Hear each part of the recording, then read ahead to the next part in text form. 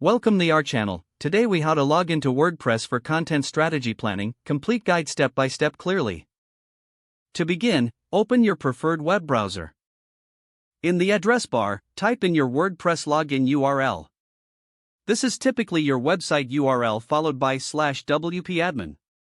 Press the Enter key on your keyboard to navigate to the login page. Once the page loads, you'll see fields for your username and password.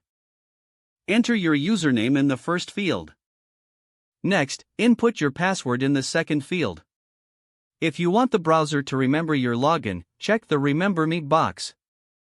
Now, click the Login button to access your WordPress dashboard.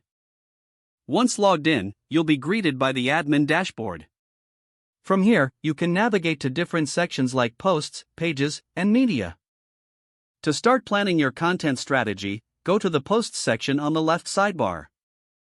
Click on Add New to create a new blog post. Here, you can enter your post title and content. Make use of the formatting tools available in the editor.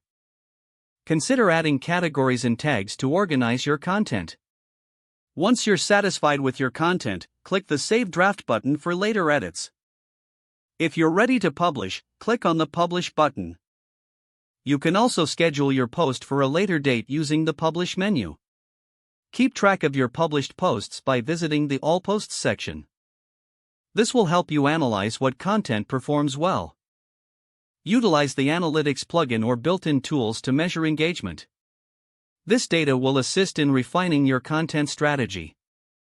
Regularly updating your website is crucial for maintaining engagement. Always remember to log out after you finish your session for security purposes. To log out, hover over your username in the top right corner and click Log Out.